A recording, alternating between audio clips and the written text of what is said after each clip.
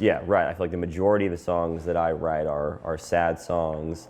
It's weird, you know. I feel like I am a pretty happy person, and I feel like I typically am not like bummed out. Most things that I feel like I'm good at not letting things like bring me down, and trying to always just see, appreciate what you have, or what I have in life. Like I'm a very lucky person. I don't know. I think it's just, and it's kind of what I was saying earlier with like that's how I get that out, I guess. When I say that I'm a happy person, that's not to say, of course, there's terrible things that happen that affect me that do I do struggle with.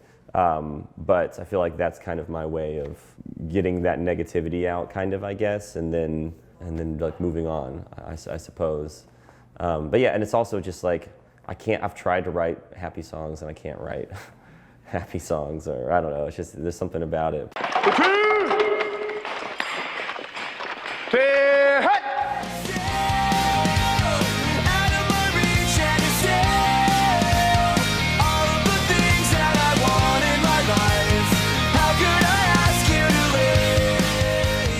My oldest brother, his name is Todd, and he sort of, at one point, I can remember him sitting me down and showing me the song Today by the Smashing Pumpkins. This was probably when I was like 7 or 8 years old, so it's a long time ago. And it was the first time I'd listened to that kind of like rock music, like alternative rock, 90s rock, and I feel like that moment really kind of changed my life. And then he showed me, and I have another middle brother, Mark, and he showed Mark and I got us into a lot of like 90s rock music and everything, and played guitar in a band.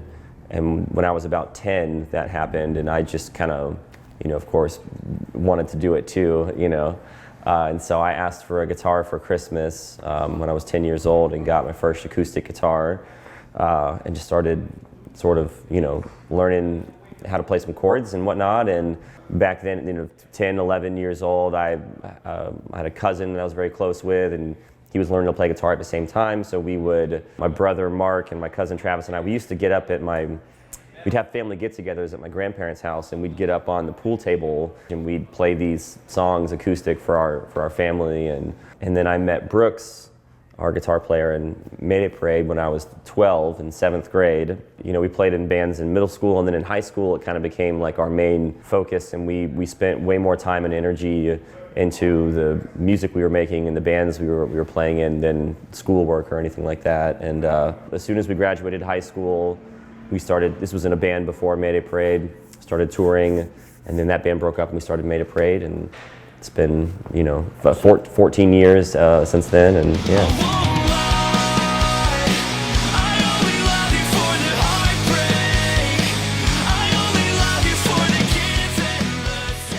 It was started just kind of like seems like it'd be fun, but then like trying to like write songs, it's really cool, especially when you write something that you're like, oh, I like this. I love creating music, and I love just writing songs, and I imagine I'll always do, even if I, weren't singing in a band anymore, it's just still be writing songs always, yeah.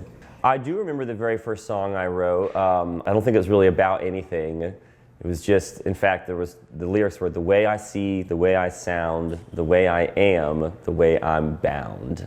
And that was it. It just repeated that over and over again. And that was a song I wrote when I was like 10 years old, the first song I ever wrote, so.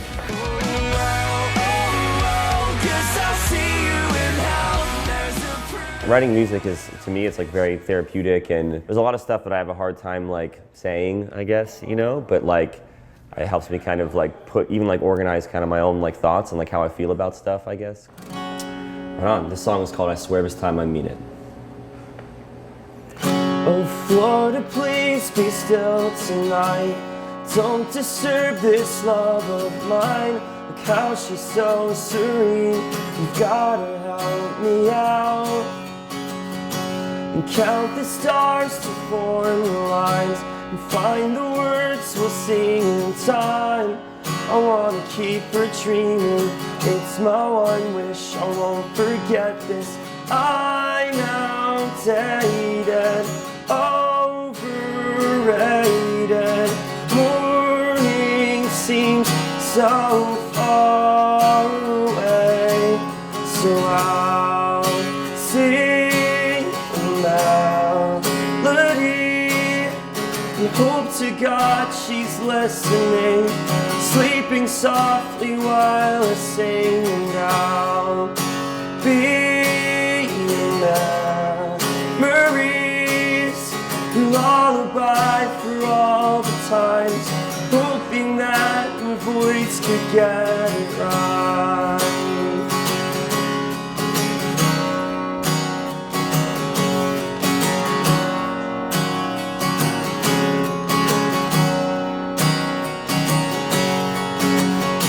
If luck is on my side tonight, a clumsy tongue will make it right. And risk the touch isn't much, but it's enough to form imaginary lines. Forget your scars and forget mine. The hours change so fast, oh God, please make this last. 'Cause I'm outdated, overrated. Morning seems so far away.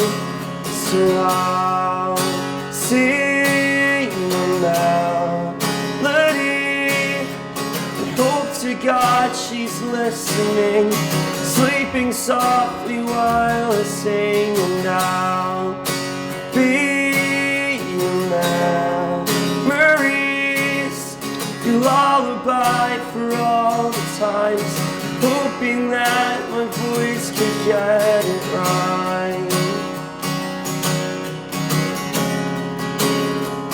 Could get it right.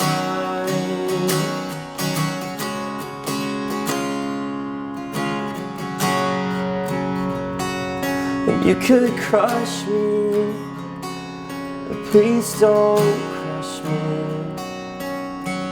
'Cause baby, I'm a dreamer for sure, and I won't let you down. I swear this time I mean it.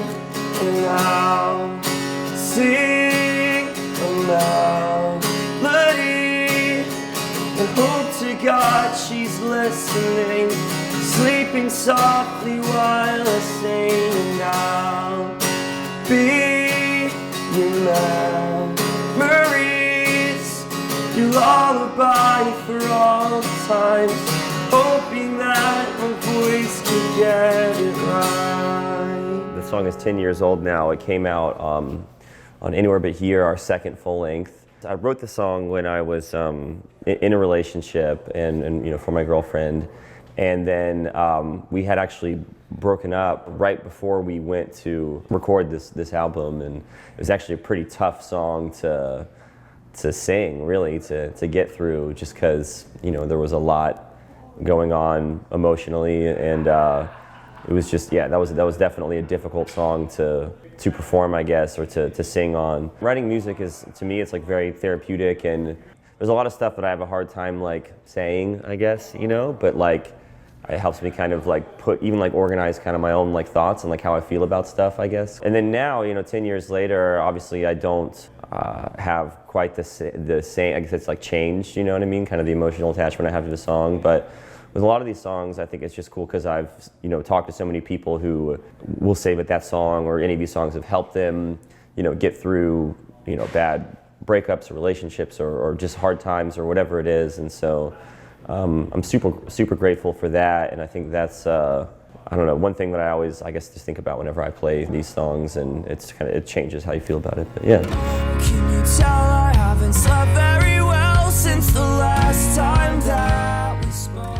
I feel like when you're sad, you tend to listen to sad music, you know, and a lot of times, you know, cry. But I think that's, you know, helpful and getting that out, you know. I mean, I have to assume that it's helpful because people, you know, do it for whatever reason. Yeah, music's incredibly powerful, and then like, you know, we're doing a lot of these here tonight. We're doing the Forever Emo Tour, playing a lot of these songs that I feel like helped me when I was in high school. You know, those are tough years, For me, like middle school and high school, I was a loser, and I didn't go through anything like crazy traumatic, but it was, was bullied and had, struggled sort of just to, I don't know, get along with a lot of people, and so, right, music definitely helped me a ton back then.